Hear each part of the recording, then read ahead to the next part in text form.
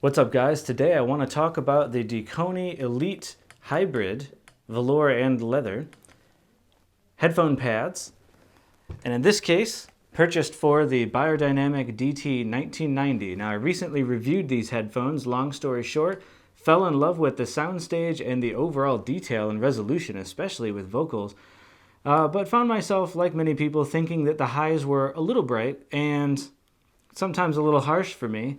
You can fix that with EQ, but you don't always have access to EQ, so it's nice to be in a position where that's not a thing. And personally, I wish these had a little bit more bass.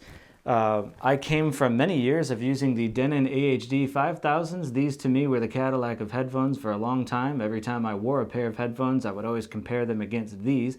For a long time, to me, these were as good as it got.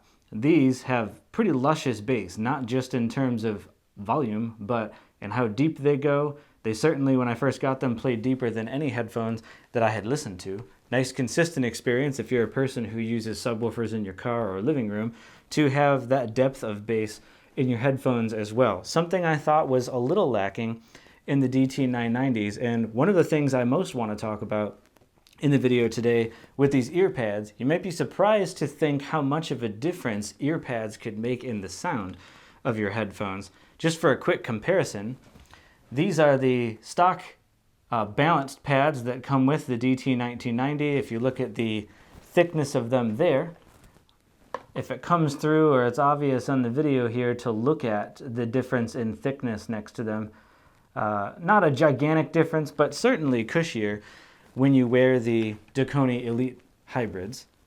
What makes the hybrid special is because the sides of the pads are leather, and then the inner part that sits on your ear is velour. So it's kind of giving you the best of both worlds, the comfort of velour and the minor differences that makes to the sound signature with the slightly better isolation of sound that leather provides. And I had read in a few reviews that people felt that these ear pads improved the bass and tamed the highs a little bit on the Beyerdynamics, and that's exactly what my experience has been. I used to use EQ at about -5 or 6 decibels at that 8 kilohertz region to kind of tame the highs of these a little bit.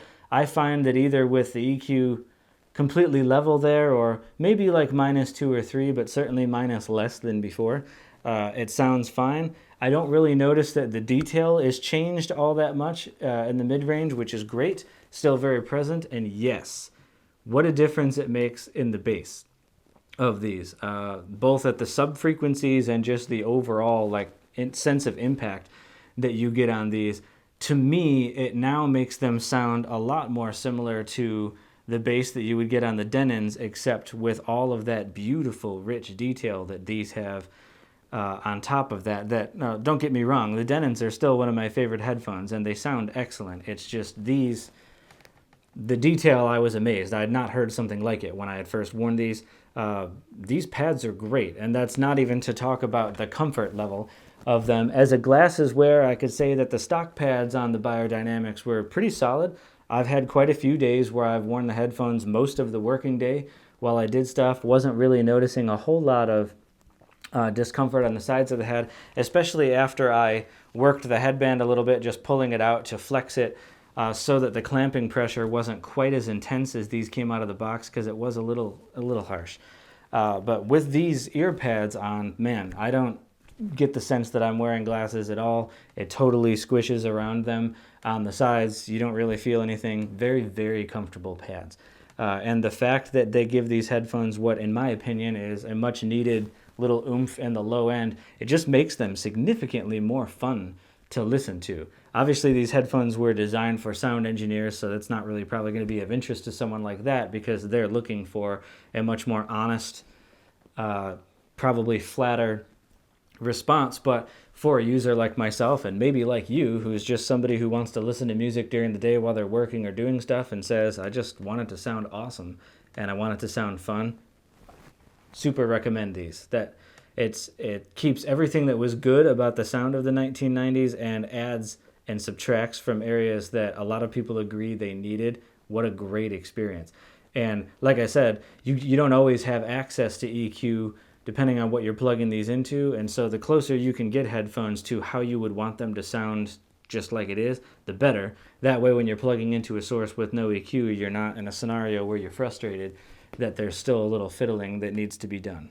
Removing them is actually pretty easy. There are some great videos that I watched just in preparation for it. I'll put the links in the description below. Some people have said it was difficult messing with the pads and it took them 15 or 20 minutes. I thankfully did not have any of that problem. You pull them off simply by pretty much just grabbing them and pulling away from the body of the headphone.